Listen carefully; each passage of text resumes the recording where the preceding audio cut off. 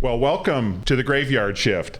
And the purpose of this podcast is to provide you with some ideas and inspiration on improving your funeral home's operations and connecting with more families. And again, this podcast is brought to you by Passari. So my name is Todd Carlson. I'm the Chief Sales Officer with the Directors Investment Group family of companies. And that also includes Passari, Funeral Directors Life, and Claim Check. So amazingly, our cast continues to return. And if you're watching the online video version of this, you'll see that we are all in the same place. So the idea is, guys, I think we're building up to live studio audience. Is that the goal? Nice. Absolutely. Mm-hmm. Nice. Yeah, got to have big dreams. Nice. Like Ellen. Yeah, so we've got with us again, we've got Matt Bailey to my right here from Bailey Family Funeral Homes in Connecticut, Gary Freitag across the table from Spring Grove in Cincinnati, and then Jimmy Lucas here in Fort Worth, Texas. And if you are watching online, you'll notice we have a special guest here today, too. So we've got Kris Seale with us, the President and Chief Executive Officer with the Directors Investment family of companies at the same list that I said earlier. Mm-hmm. But just a reminder to our listeners, we love your feedback. We get a consistent amount of feedback on the podcast. We love it. So please post your comments on your favorite podcast platform.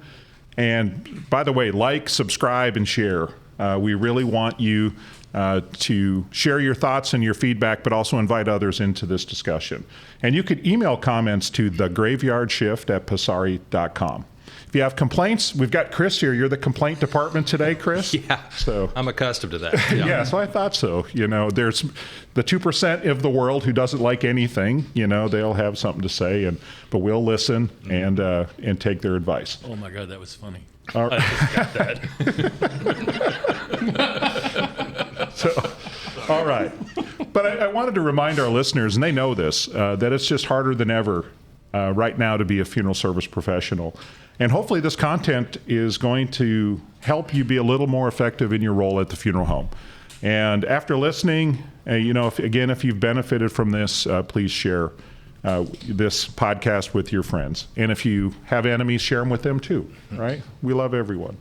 All right, again, our special guest here, Kris Seale, and we're going to be taking a deep dive into building corporate culture in your workplace. So Kris, share a little bit about yourself and how your business has changed over the years.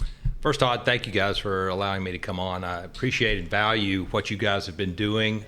This podcast has been really good, and I think for funeral service, it's excellent. So, first of all, I just want to say congratulations. This is really important, what you guys are diving into, and I think it really benefits funeral service. So, thank you very much. Thank you for the opportunity, man. Yeah, this absolutely. is you. This is you and your folks. So, thank you.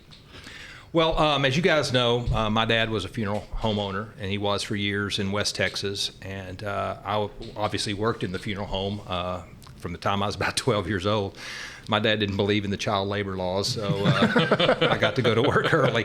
And so as I worked in the funeral home, I just pretty much made the decision I didn't want to be in the funeral business itself. But I went to Baylor University, which, by the way,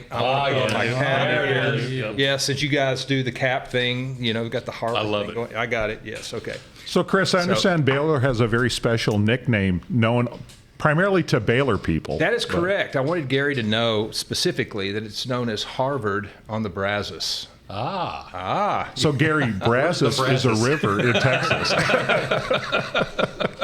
Jimmy, Texas is where you live. Noted. So, again, that background is to say I got into the business very young because my dad and a few of his partners, who were funeral homeowners as well, bought a life insurance company, and they didn't have anybody to run it. So, by default, they chose me as I graduated from Baylor and came out and knew nothing about culture, knew nothing about leadership, and I simply had to learn it from ground up, so to speak, on the job training. I had a total of 4 employees, so culture wasn't really that difficult. But as our company grew, I found that it was more and more important. In fact, it's a little scary because, typically I had learned from the older generation about how to manage people, which was not always in the best manner. It was pretty authoritarian. And so I felt like as I got a little older that I needed to change. And, that was my deal. I just thought, man, I'm not treating people as well as I should. Man, I need to make some changes in my life. And that's when I started searching really what I could do to change things. And the first thing I found, and again, this isn't for everybody, but it's just my story, but I'm a follower of Jesus, and I felt like if I wanted to be truly a Christian, then I needed to do that in every aspect of my life, which included our business. Mm-hmm. So that was about a little over 20 years ago that we really made a shift, and we made this change to following Christian principles as our way of developing culture. So I think the culture shift has gone, Todd, more from authoritarian oriented, which again was a lot of that, the great generation, mm-hmm. right? That was their method, and that's the way I learned it. But then understanding that we had younger people coming along, and so I felt like I really had to change my leadership and to become a leader that was more geared toward loving people and trusting them rather than being distrusting, mm-hmm. right? So a lot of businesses are run, they don't trust their employees until they prove they can be trusted. And I had to make the shift to say, I'm going to trust you until you prove you can't be trusted. So it was a shift. And then learning that what God's will was, for my life anyway, is basically what Jesus said about the fact that you need to love the Lord your God with all your heart, your soul, your mind, and your strength, and to love others as you'd love yourself. So it's loving God and loving others. And I had to learn to love others because really I was better at judging people than I was at loving people. And so that was a huge shift for me. Yeah. And was that an epiphany? Like it happened instantly and you're like, oh crap, I need to make this change? Or was that over time? What was that like? it was in a matter of days. Yeah. I actually went on a retreat and we were studying a book called Wild at Heart by John Eldredge, and my eyes just opened, Jimmy. And I mean, it was just, again, it wasn't like overnight, but within 4 or 5 days, I said, I've got to change the way we're doing things because the way we're doing things won't work. Mm-hmm. It doesn't work now, and it's not going to work in the future, particularly growing from, say, 4 employees to 100 at the time to now 527.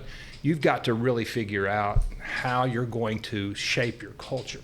Right, and I think that's important. I mean, we read some things and studied some things with Craig Groeschel, and Craig Groeschel makes a great statement to this end, and that is, you either get the culture that you allow, or the culture that you develop. Right, and so, or that you create. I think he said that. He said you get the culture you allow, or the culture you create.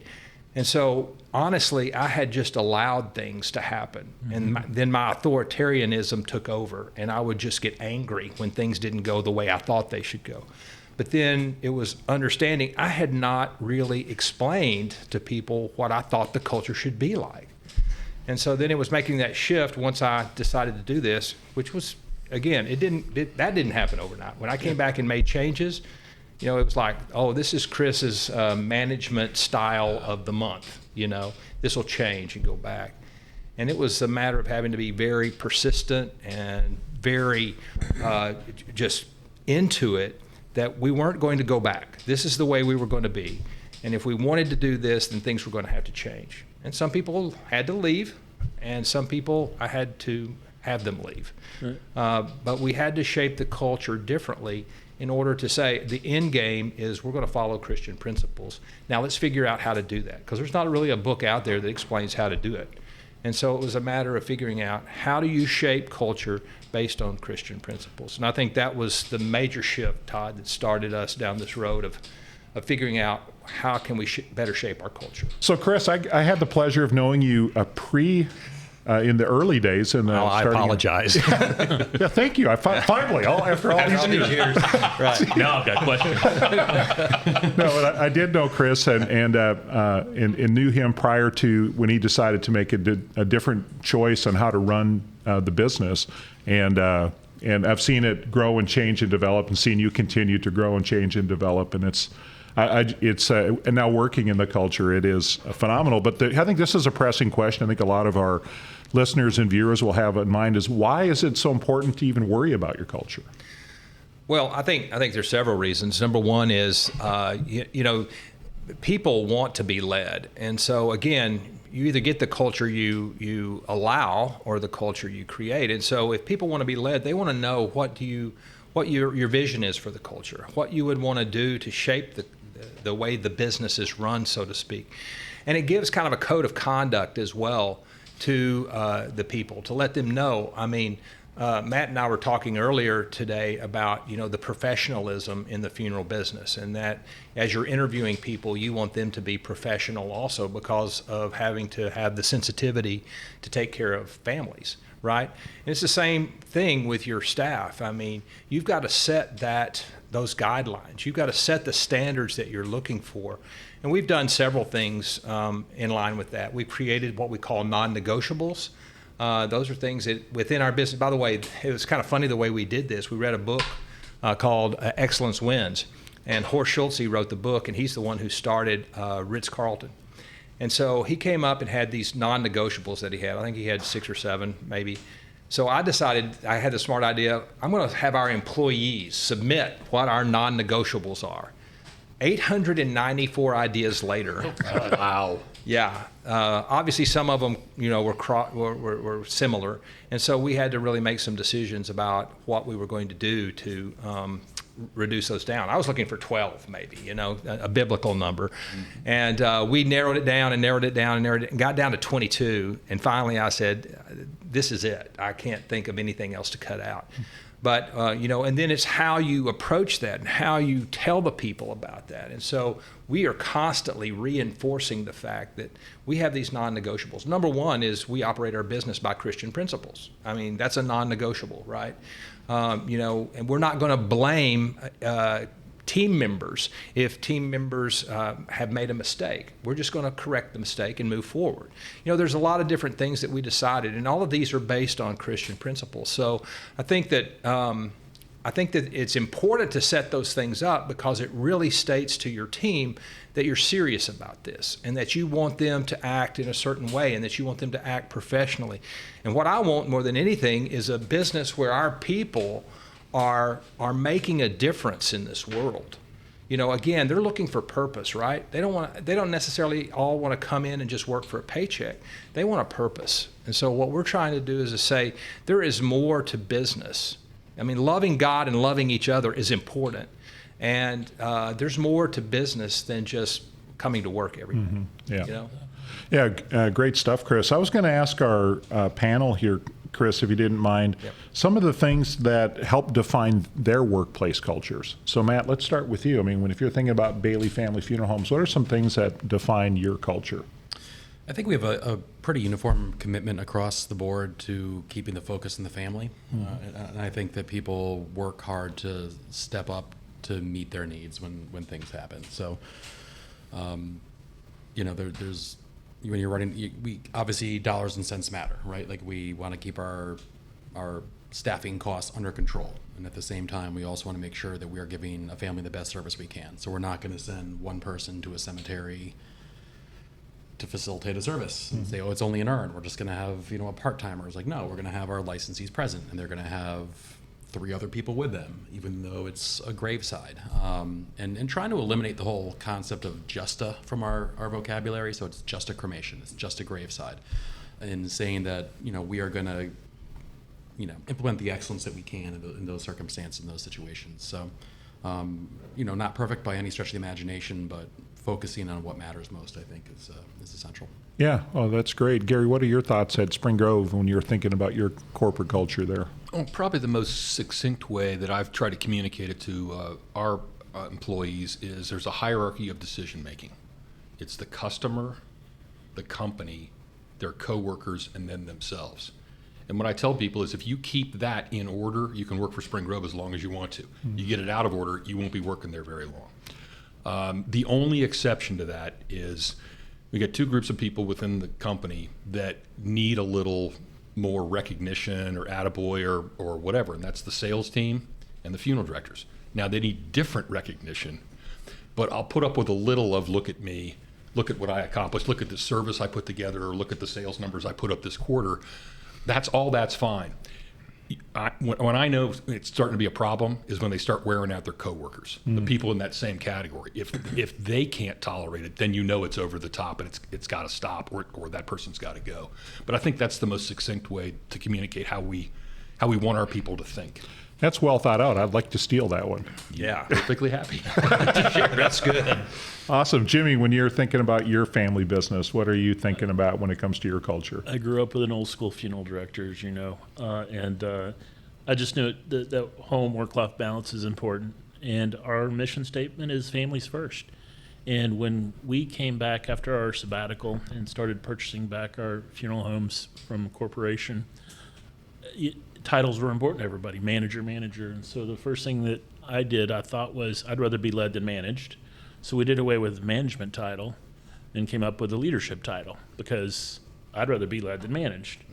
And so a location leader's job is to lead the people and manage the business, not the other way around.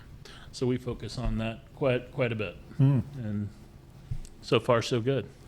And that management class at Ranger College paid off. Ranger Junior College. Yeah, leadership class, yeah. I took it twice. All right. Well, great. Well, Kris, if you're thinking from the funeral director's perspective, the funeral homeowner's perspective, what do you think they should be looking for if they start to think they might have kind of an unhealthy workplace culture? What are symptoms of that? Do you think that pop up? Yeah, that's really a good question, because I think what you see is turnover. When I think about a bad culture, it's the good people don't want to stick around. And what winds up happening is you actually have then people who may be mediocre or be a problem that stay. And so I think you look at turnover, that's one area. The second thing you look at is that could be a bad culture is if you as the leader have not done something to advance that culture. I mean, again, you're going to have the culture you allow. And so if you as a leader are not willing to look at yourself and say, I need to make a change because things are not going well here. So I think you can look at the leader himself or herself and determine if there's an issue going on. But beyond that, I think more than anything, it's just a feeling that you get. I don't know. It's a situation where you can walk in and almost feel that things aren't right. Yeah. And again, I think as a leader, you get discerning with situations like that. When you can be around a group of people and there's gossip going on, and what I mean by gossip is both speaking it and listening to it. I mean, that's the way we define it at our office. You can't speak it or listen to it, right? Either way, you're a gossip.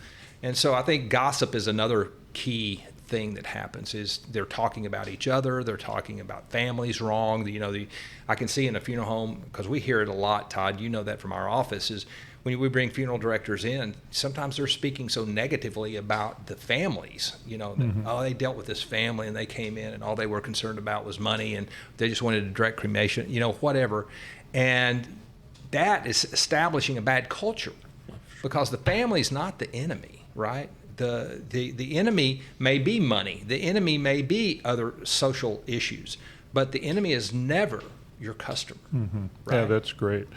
And I wanted to expand this also to the panel to see what in your just being in the profession for so long, like you folks have, what other signs of poor workplace culture that you notice? I'll go first. I would say passive aggressive behavior is a big red light. Yeah. Say one thing, do another, or going behind people's back. It kind of feeds off gossip, for lack of a better term.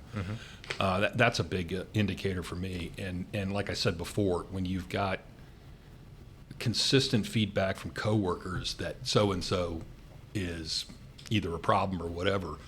And the culture comes first. I actually got complimented by a salesperson for terminating another salesperson because the person had told everyone in the team, I'm such a big producer, they'll never fire me, and acted accordingly. And to me, the culture was more important than the dollars. You can always find another salesperson. Amen. Sometimes it takes some time, but sometimes you have to act before it starts. It's viral. It becomes infectious.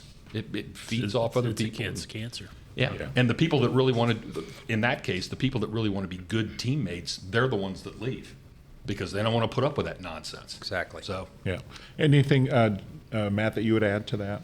I think finger pointing and blaming and not owning responsibility or taking concerns directly to the source. I think there's a lot of folks who sometimes they think they're building themselves up by tearing someone else down, or it'll be, it's just the kind of thing. No one likes to have their boss come to them and say, someone told me this happened. I think across the board, people would much prefer to have a direct conversation with a colleague who says, I noticed this and it's a problem and it's not good for any of us, and has that conversation first. Not to say that it never gets to another level up for those conversations, but that's something that strikes me. Yeah, clear is kind. There you get go. into that uncomfortable conversation, and for us, it's you can have a rock star funeral director, but that doesn't play well with others, and those are equal side by side. I tell our folks it's families first. We're walking in the door, but also look at the person sitting next to you, and then the desk across. We're all having life issues going on. So we've got ill parents, someone's got cancer, we're not always going to have a great day. So a little bit of grace goes a long ways with one another. That's huge. Yeah, gotcha. Well, one thing I was thinking about here was, before we move to the next segment, I want to remind our listeners and our viewers to share send us your feedback, first of all, the graveyard shift at passari.com. Would love to hear from you. And tell us about what you're working on in your business to improve culture. Because I wanted to shift a little bit, Kriss. I think we start talking a little bit about what can we do to create culture? Okay, now we've defined the problem. What do we do about it? But before that, I think our listeners might be wondering if Christian principles might not be a fit for their business. I mean, where do you recommend they start? I think the key is, Todd, is just finding what you want as the leader. What you want is your end game, right? For me, we're establishing our business based on Christian principles. And so we've got to learn what that means to follow those at all times. So do we ever get to the point where we're 100% on it? No, we won't do that. I mean, just like Matt said, we're not perfect, but what we're trying to strive for, and I think this is a phrase that we use in our office, is we want progress over perfection. Right? We want to be moving toward a better culture all the time. And so I think there are keys to do that. And one of them, Todd, actually you taught me, which was versatility training. And versatility training is a little different. It's learning to really think about that other person first before you start trying to communicate to them. Because I have a way of communicating, and it's not always in the most kind manner. It's more direct. Right. Right. Gary's related. Uh-huh. Yeah. Gary has seen that a few times, actually. Why is Gary hiding right now? Yeah. And so it's really understanding the other person and what their personality style is, and trying to alter your communication so you can be a better communicator to that other person. And learning that back in 2006 and 2007, and learning to really try my best to put myself in the shoes of another person and communicate in the way they would want me to communicate so that I can be a better communicator. I think that was key because I always wanted things my way. I know that's shocking, and I'm kind of a control freak that way, and so I have to really be careful with that. And specifically, as we get into the younger generation, they seem to be more sensitive. And so that being sensitive is not a bad thing, and I had to learn that. It'll be okay. I know. And so I had to learn that I had to alter the way I was communicating if I wanted to be a better communicator. And that's the thing as a leader, and you're making this shift and wanting to establish a culture, let's say based on Christian principles. Then what you've really got to do is learn to how can you be that better communicator.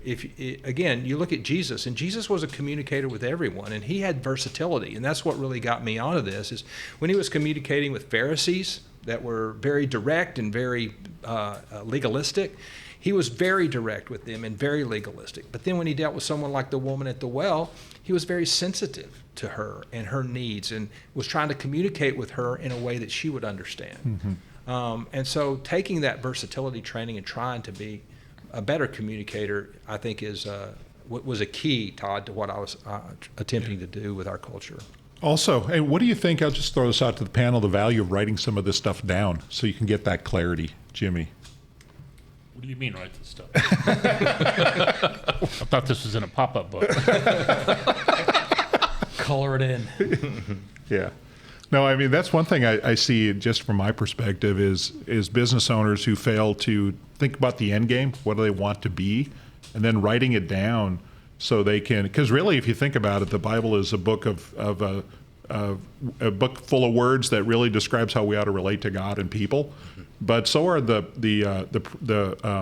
non-negotiable list, Kris, that you work to create with the team at the Directors Investment Group companies. It's just a list of ways to communicate with others, Exactly. and to interact with people. So, Gary, your list, your hierarchy is simply a way to how do we communicate with each other. I try to make it more simple than that. I actually teach a class on corporate culture down at the university, the ICCFA University, and what I start off with is if you have to write it on the wall and put it in a plaque, don't bother. Or you put it on a plaque and you shove it in your what your culture is defined is what those people see every day. Amen. Consistency. And the first person, or the most important thing for a CEO is to stay away from actions that destroy culture, because for every 10 things you do positive, one negative takes you back to zero. It's not an equal positive and negative. You have to be conscious of the fact that people are going to watch very carefully your behavior,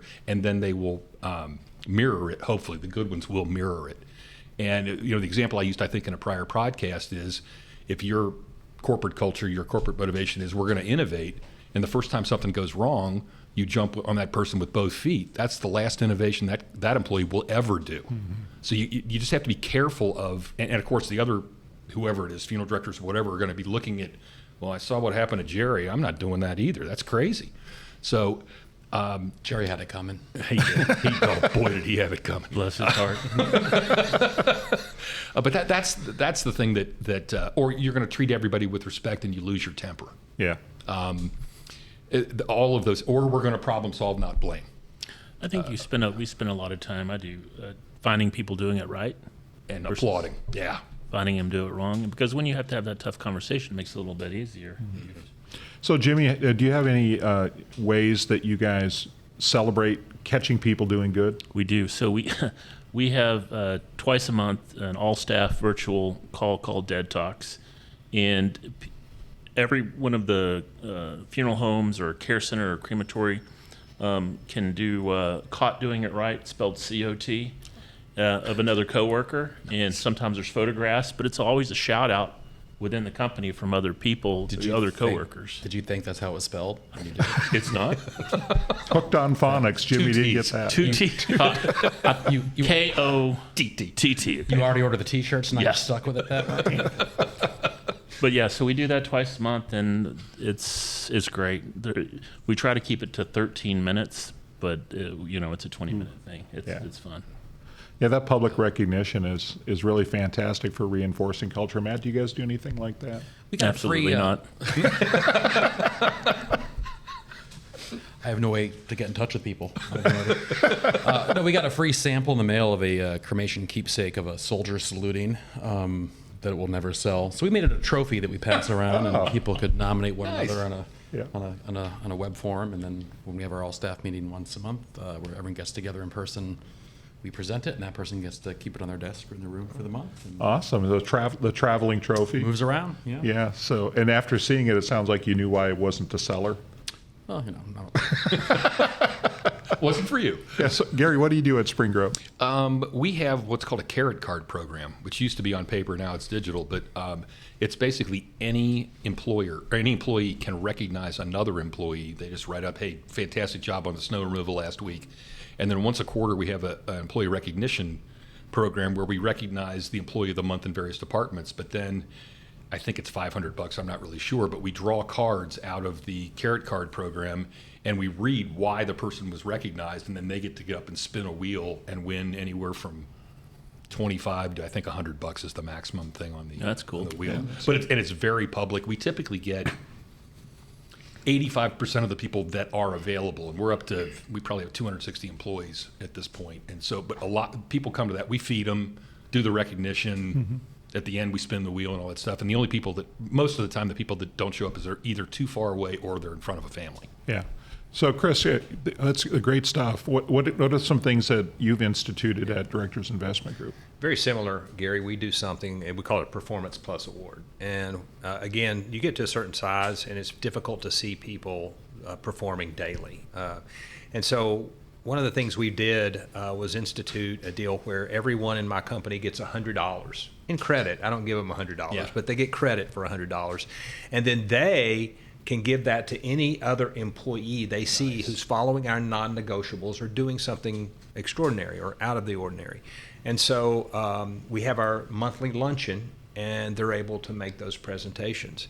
Again, we have 170 people who work all across the United States, so it's tough for them to plug in. And we're working diligently on figuring out how to really enforce culture in our remote employees. So we have a lot of times now where our remote employees will actually give a Performance Plus award to someone in the home office. That's really helped them or whatever. And it's always emotional. We make them give it live, so they have to actually hand it to the person.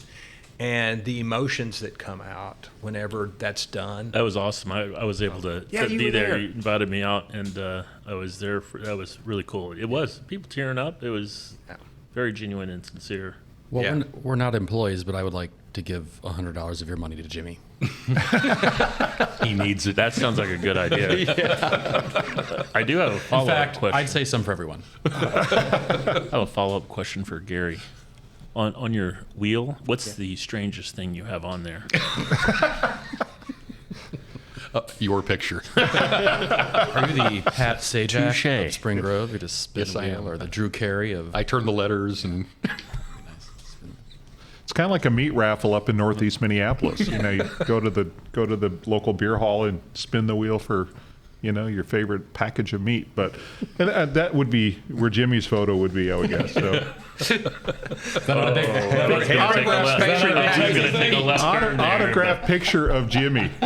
So Who doesn't want that? boy, I hope the cameras failed. Not all the meat auctions in Fort Worth. I love y'all all so much. Read my mind. So, Kris, one thing that we were prepping for this, reflecting on a little bit, how do you see some generational differences on what people expect in workplace culture? Yeah, that's a great question, and that's getting back to the more sensitive and caring. Honestly, I mean, as I have tried to bring in younger people to our organization, we had to make it pretty much a goal to actually bring on younger people and make our workplace attractive. So again, one of the things we had to do was take a look at what does our office look like? What would make our people more comfortable as they come in? And again, that's something that the younger staff is really looking at. Back in my generation, it was get up, go to work, get the job done. Then when it's completely done, then you can go home. And today, I think that the younger employee is looking more for that work-life balance. They're looking for something where they're just not working themselves to death, as a lot of us have been raised to do. And that's okay.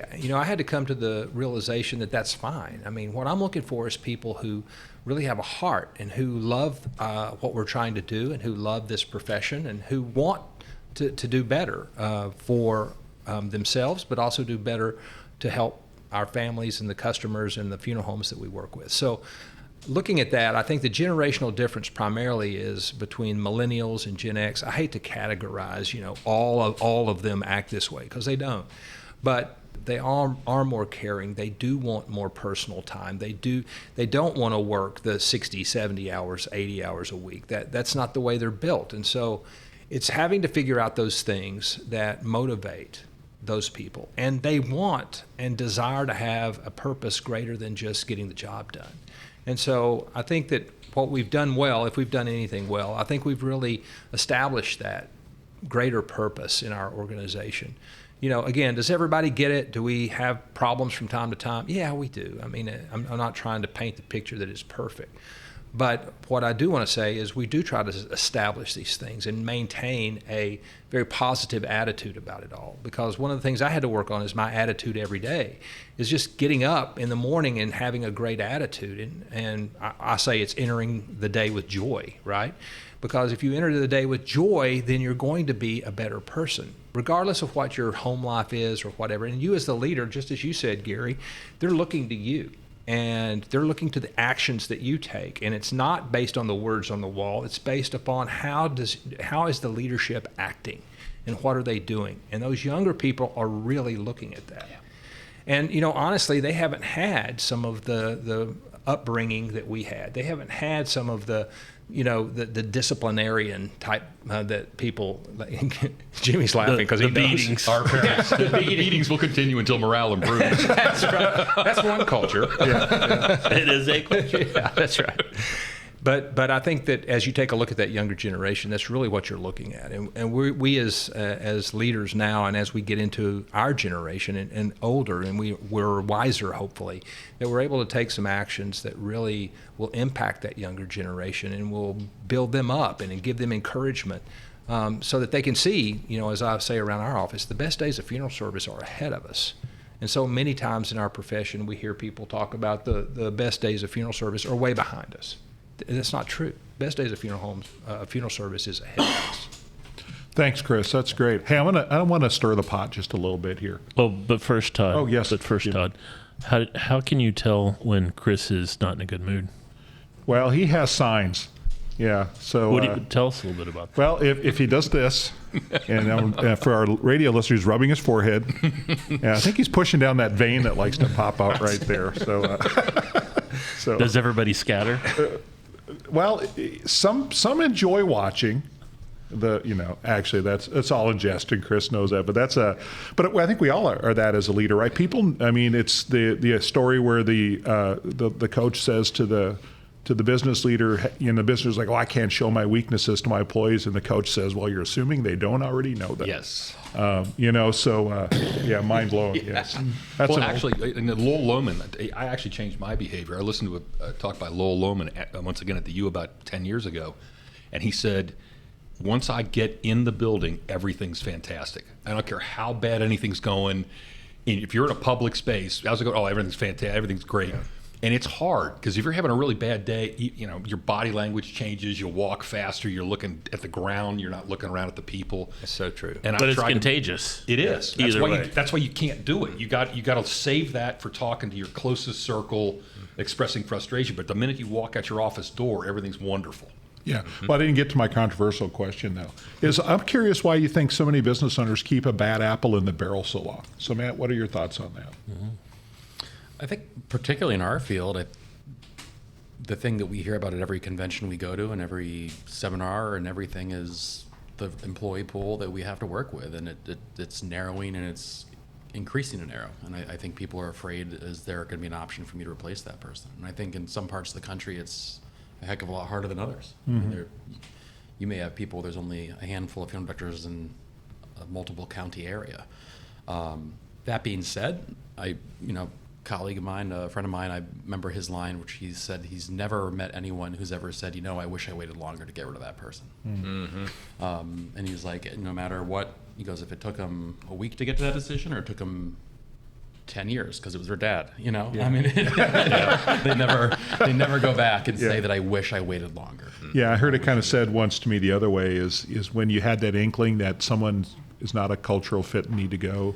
And in our profession too, I mean, sometimes we're people pleasers, sometimes we're nice, sometimes our job is to make things okay. Our job is to try to give the benefit of the doubt and get through it, and that can make the difficult decisions hard, which is why you need to be a Gary. I always have this rule.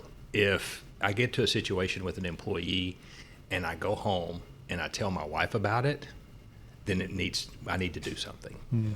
If it gets to that level that I'll go home and talk to my wife about it, then it's probably I need to take some action. If Mrs. Seale knows your name, you're in trouble.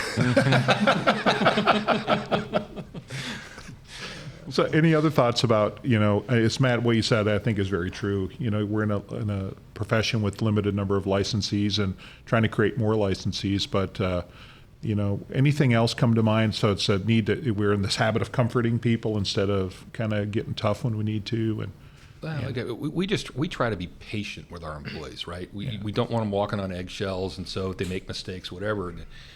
And when I talk about this, I talk about the fact that I'm willing to mentor, I'm willing to train, I'm willing to be patient, but I'm not willing to babysit. Once I start babysitting you, because you're not really making an effort. You're making the same mistakes over and over again. That to me is a big indicator. And I use that to talk to middle management, because they're trying to figure out, well, I've had problems with Sally for a while. At what point do you say? And so I try to make it easier along those lines. And the other thing I wanted to say on the prior topic is with the younger generation, they want to know a lot more why. The old, if it moves, salute it. If it doesn't move, paint it. The old authoritarian stuff. It's go do it. I don't want to be questioned. And we spent a lot of time explaining what the objective is, what the underlying purpose of a given initiative is, so that they can buy into what the vision is. I was going to say, you'll get buy-in. Yeah. That's how you get buy-in. Yeah, absolutely. Or you're embarrassed to find out it was stupid the entire time. Every once in a while that happens. There was no good reason. You know what the most important thing is? When you find out it's stupid, acknowledge it's stupid and it was your fault. Yeah, own it. Yeah. Because we talked about, people want to. I tell people when I teach about this again, it's nobody wants to work for a robot. Nobody wants to work for somebody who's perfect. They know you're human and they want to see that humanity. And one of the things you can do as a leader to get that buy-in is to ask for help with stuff that you aren't good at. I'll give you an example. I have ADHD, and so I don't see body language, right? And so I ask the people. Yeah, exactly. That's why he's never figured out when Kriss gets upset. Exactly. I went right over my head. But I ask the people around me, I tell them, look, I'm not good at this. If you see something that you think is obvious in a staff meeting, in a board meeting, or whatever, don't assume I caught it. So, and that engenders them to you because you've acknowledged, hey, I have a flaw. I'd really like your help. I'm not telling you how to do your job. Yeah, Gary, good stuff. Todd's trying to get you to stop talking now. Okay, sorry. Yeah, no, that's Matt was reading my body language. He's going like this across his neck. Because I missed 1,000-yard stare. What's this mean? We're done. Is he thirsty? So, but I did want to say this. Why are we talking about this? Why is this so important? I mean, why go through the pain and the effort of working on your corporate culture and your workplace culture? What's at stake? Last question, by the way. Everyone wants to go to a good place to work. People want to start their You've day got a and serious like job to the people do. who It work. doesn't mean you can't enjoy the people you're working with. In fact, if you do create that culture, the end product and the customer satisfaction is going to be way greater. You're right, 100%. Awesome. It's engagement. It's about finding that they need to have a reason every day where they want to go to work, not have to. Yeah. I think it gets back to that quote I said earlier. You get the culture you allow. I mean, I think this is a bigger statement than the way I phrased it earlier. Or you get the culture you create. And so I think being part of and engaging in the creation of the culture and the doing of the culture, I think is so important. Have a bias for action. Do something. And here's the deal. We didn't form our culture overnight, right? It took 3 solid years to get through what I would call the pain. And then it was a matter of finding one more thing. What else can we do? What else can we do? And every year trying to implement something. And if something's not working, you get rid of it. But if it is working, you keep doing it. And I always call myself the chief repeating officer. It seems like I say the same things all the time. Consistency is a good thing. Exactly. If you're consistent with the message, everyone understands that this is important. And then you hold them accountable. Hold them accountable, and it's okay to do that. I always say I've never fired someone. They've always fired themselves because they knew exactly what I was expecting. And if I didn't do that, shame on me, right? But if I gave them the roadmap to have success in our organization and they didn't follow it, and then they were warned, they were given a performance improvement plan, and then they still didn't do it, they've actually fired themselves, right? Yes, can we find a happier note than termination? Sorry, Tom. Sorry. Make it happen, don't let it happen. Todd, I'm sorry to find out this way. Yes. This is awkward. It's a long flight home. Awesome. Yeah. Kidding. Well, I'll be on a different plane. I'll have to get a new ticket on the way home. So, all right. Well, hey, gentlemen, thank you for this really engaging topic. And thanks for sharing and being vulnerable. I think that's one of the things that makes this panel and this group so endearing is your willingness to just talk about your successes, but also sharing your failures. So thanks for doing that. And yes, we've come to the end of our time together, and I just want to thank you for listening to the Graveyard Shift. And thank you, gentlemen, for participating. And we'd love to hear from you again. Our email address is thegraveyardshift@basari.com, or feel free to leave a comment on your favorite podcast platform. Say that when your first name's Todd. You better wrap this up. The cops are here. Yes, I hear I thought that was your ride, Jimmy. All right, here. We're not supposed to be in this room. And also, just one final thing here, don't keep us a secret. We'd love to share this, for you to share this with others. So again, take something you said today, and as Kris said, have a bias for action, and put it to use. So long, and thanks for visiting. Adios.